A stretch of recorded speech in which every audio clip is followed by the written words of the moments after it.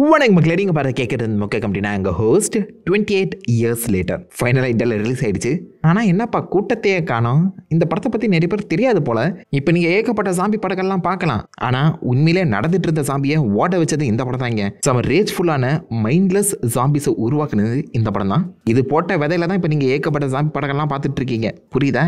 அப்படிப்பட்ட original creator, director, ரைட்டர்னு சொல்லி எல்லாருமே இந்த படத்துக்கு ரிட்டர்ன் ஆகும்போது இந்த யூனிவர்ஸ் என்ன மாதிரி எக்ஸ்பேண்ட் பண்ண போகிறாங்க, அந்த கியூரியாசிட்டியோட தான் படத்தையே பார்க்க போனேன். அண்ட் இந்த படத்தோடய சேர்த்து போன் டெம்பிள்ங்கிற இன்னொரு ஸ்பின் ஆஃபையுமே பேக் டு பேக் ஷூட் பண்ணியிருக்காங்க. அடுத்த வருஷம் ஜான்வரி ரிலீஸ் ஆகிடும். அண்ட் இது ஒரு ட்ரைலேஜாக பிளான் பண்ணிட்டு இருக்காங்களா. 3வது படம் வரது இந்த முதல் 2 படத்தோட சக்ஸஸில் தான் இருக்குது. அண்ட் 3வது படத்தில் தான் நம்ம கிலியன் மர்ஃபியாக வர போகிறாராம். அதுக்காக வச்சு இந்த படத்தை போய் பார்த்து சக்ஸஸ் ஆக்கிடுங்கப்பா. எப்பா கண்டிப்பாக ஒரு ட்ரைலஜி வந்தே ஆகணும்னு நம்புகிறேன். பிகாஸ் உண்மையிலேயே நல்லா எழுதியிருக்காங்க. இந்த படத்தில் அப்படின்னா சில கேரக்டர்ஸ் தான் சூப்பராக டிஃபைன் பண்ணியிருக்காங்க தான் நான் சொல்வேன். அண்ட் ஜாம்பிஸுமே ரொம்ப வித்தியாசமாக விகாரமாக பிறந்த மேனிக்கு காமிச்சிருக்காங்க.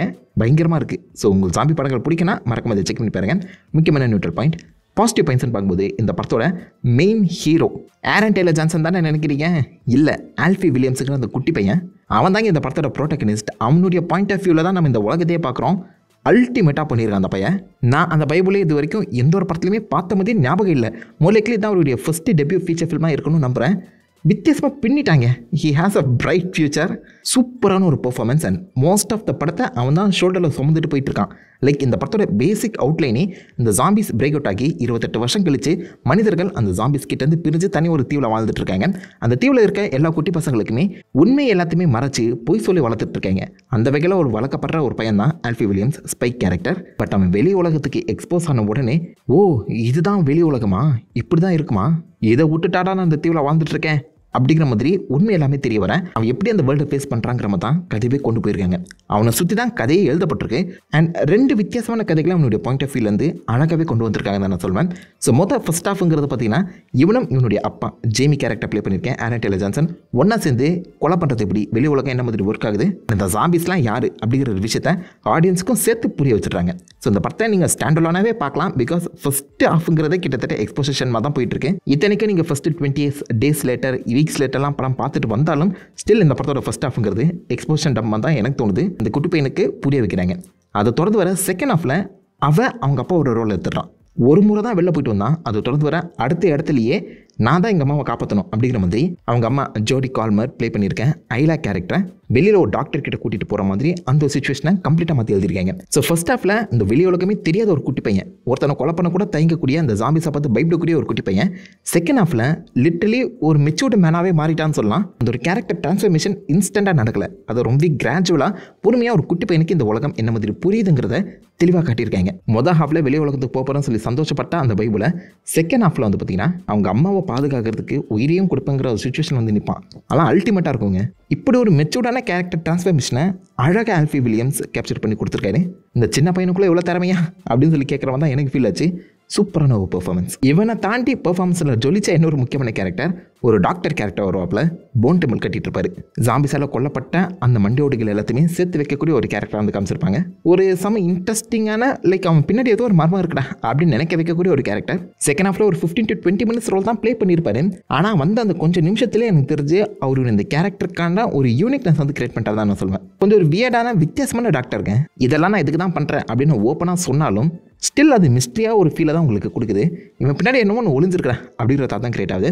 அண்ட் இந்த கேரக்டரை பேஸ் பண்ணி தான் போன் டெம்பிள் அப்படிங்கிற ஒரு படம் அடுத்த வருஷம் வரப்போகுது. செம இன்ட்ரெஸ்டிங்கான ஒரு வித்தியாசமான வியர்டான கேரக்டர். வந்த கொஞ்சம் நிமிஷத்துலேயே ஹோல்ட் பண்ணிடுறாருங்க. ஸ்க்ரீனை அழகாகவே ஹோல்ட் பண்ணிடுறாரு. நல்லா எழுதியிருக்காங்க. அதை தோணுது ஸ்பைக்கோட அம்மாவை ப்ளே பண்ணியிருக்கா ஜோடி கோல்மரோட ஐலா கேரக்டர். இஸ்லாம் சொல்லுவாங்க, பட் செம சேடான ஒரு கேரக்டராக ப்ரெசென்ட் பண்ணியிருப்பாங்க. இவளுக்கு அந்த பழைய உலகம் ஜாம்பி பிரேக் அவுட் ஆன அந்த முந்தைய உலகம் ஞாபகம் வந்திருக்கும். இவளுக்குன்னு ஒரு வியாதி இருக்கும். அந்த வியாதியால் பழைய மெமரிஸ் எல்லாத்தையுமே இவ ரீகலெக்ட் பண்ணுற மாதிரி சீக்வன்ஸ் அமைச்சிருப்பாங்க. பழைய மெமரிஸை பேஸ் பண்ணி அவன் பையன் கூடயுமே ஒரு செம்ம எமோஷனான சீக்வன்ஸ் வரும்.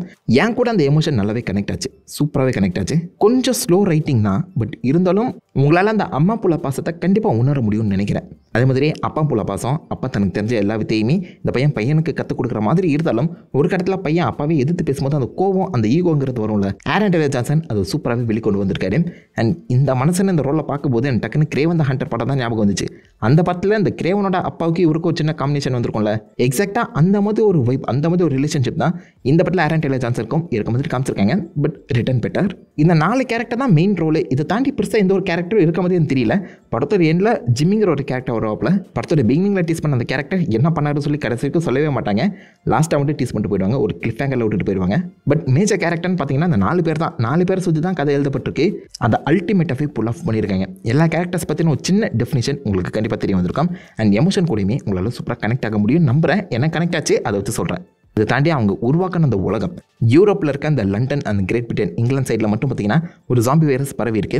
இந்த வைரஸ் வேறு எந்த ஒரு நாட்டையுமே அஃபெக்ட் பண்ணலை. ஸோ மற்ற நாடுகள் நார்மலாக இருக்கும்போது கிரேட் பிரிட்டன் மட்டும் குவாரண்டைனுக்குள்ளே போயிருக்கேன். இவங்க மட்டும் கற்கால வாழ்க்கையாக வாழ்ந்துட்டு இருக்காங்க.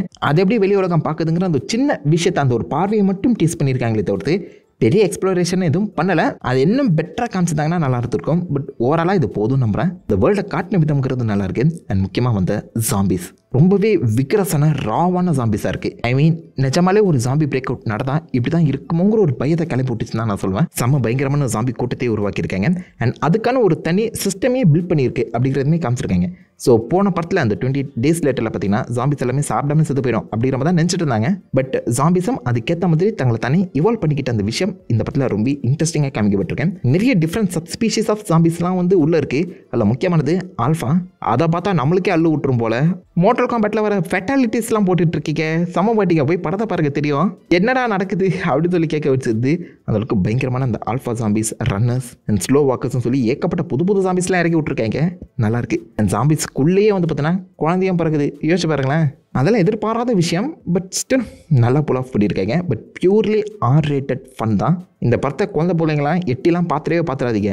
படு பயங்கரமான வைலன்ட் இருக்குது. ஐ மீன் லிட்டலாக மண்டே ஓட்டில் ஒரு டவரே கட்டி வச்சிருக்காங்கன்னா யோசிச்சு பாருங்க எந்த அளவுக்கு வைலன்ஸ் இருக்குன்னு. பட் படத்துக்கு தேவையான வைலன்ஸ் எக்ஸ்ட்ரா ஒரு பிட்டு கூட அவங்க போகணும்னு நம்புறேன். என்ன அந்த ஜாம்பிஸுக்கு பேண்ட் சட்டையை மாட்டி விட்டுருந்துருக்கலாம். பட் ஓவராலாக பார்க்கும்போது ஜாம்பிஸை ப்ராக்டிக்கல் காமிச்ச அந்த விதம் ரொம்ப நல்லா இருந்துச்சு. அண்ட் மிக முக்கியமாக படத்தோட சினிமாட்டோகிராஃபி. இந்த படத்தை ஃபுல்லாகவே ஐஃபோனில் தான் எடுத்துருக்காங்க சொன்னால் உங்களால் நம்ப முடியுதா? எஸ், எக்ஸ்ட்ரா ஏகப்பட்ட ஆக்சசரிஸ் அவங்க யூஸ் பண்ணிட்டு இருந்தாலும் ஐஃபோன் தான் மெயின் கேமராவாக யூஸ் பண்ணப்பட்டிருக்கு நான் கேள்விப்பட்டேன். முடிஞ்ச அளவுக்கு அதை எந்த அளவுக்கு சினிமேட்டிக்காக காமிக்க முடியுமோ அதை புல் ஆஃப் பண்ணியிருக்காங்க.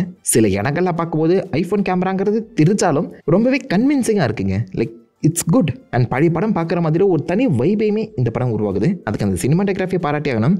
பட் அகெயின் ஆப்வியஸ்லி இன்னும் கொஞ்சம் பெட்டராக பண்ணியிருக்கலாம். நிறைய ஷேக்கி சீக்வன்ஸ் இருந்த மாதிரி எனக்கு தோணுச்சு. பட் அந்த ரா ஃபீலை கொண்டு வரதுக்காக தான் அதை பண்ணாங்களாம். ஸோ அந்த வகையில் ஓகே, இன்னும் கொஞ்சம் பெட்டராக பண்ணியிருக்கலாம். ஐஃபோன் கேமராவுக்கு இது ஓகே, அவ்வளோதான். டெக்னிக்கலி ஸ்ட்ராங்கான மூவி, மியூசிக், எஸ்எஃப்எக்ஸ்லாம் அல்டிமேட்டாக தான் பண்ணியிருந்தாங்க. ஒரு சின்ன பையன் பாயிண்ட் ஆஃப் வியூவில் இருந்து ஜாம்பி அப்பாக்லிப்ஸை காமிக்க ட்ரை பண்ணது எல்லாத்தையுமே பாராட்டி ஆகணுங்க. உங்கள் டைம் கிடைச்சா மறக்காம செக் பண்ணி பாருங்க. 18+ மறந்துடாதீங்க. நெகட்டிவ்ஸ்னு பார்க்கும்போது அந்த சின்ன பையன் ஃபோக்கஸ்டாக 2 வித்தியாசமான கதைகள் கொடுக்க ட்ரை பண்ணதெல்லாம் ஓகே தான். ஆனால் சில இடங்கள்லாம் அந்த கதை கொஞ்சம் ஜவ்வாக இழுத்த மாதிரி எனக்கு தோணுச்சு.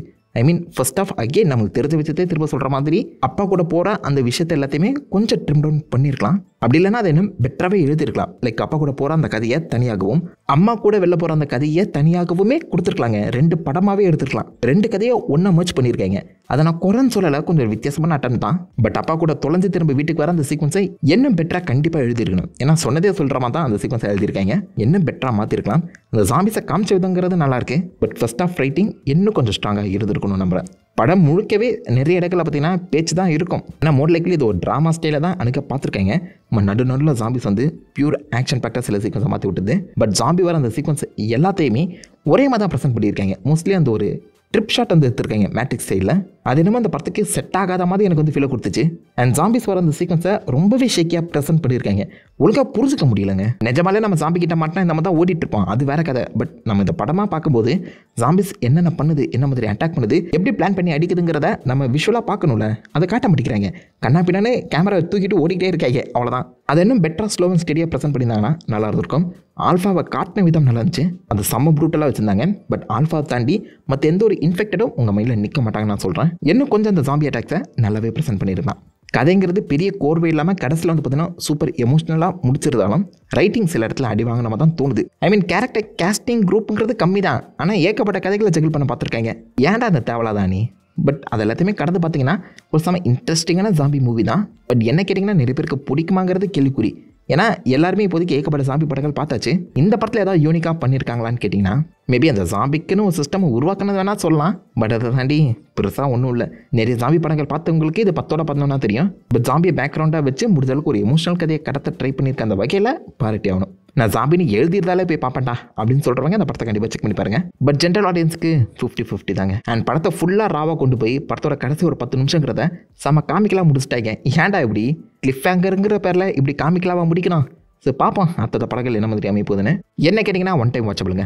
ஸோ அந்த படத்தை பார்த்தவங்க என்ன நினைக்கிறீங்க, உங்களோட தாட்ஸ் உங்களுடைய வியூஸை மறக்காம காமெண்ட் பண்ணிட்டு அவுட் ஆஃப் 5 ஸ்கல்ஸ் இந்த படத்துக்கு எவ்வளோ ஸ்கல் ரேட்டிங் கொடுப்பீங்க அதிகமாக சொல்லிட்டு போங்க. நாங்கள் நல்ல ஒரு ஆசமான விடையிலுமே பட்டு நேர்ந்திருக்கோம். Have fun guys. வாட்டா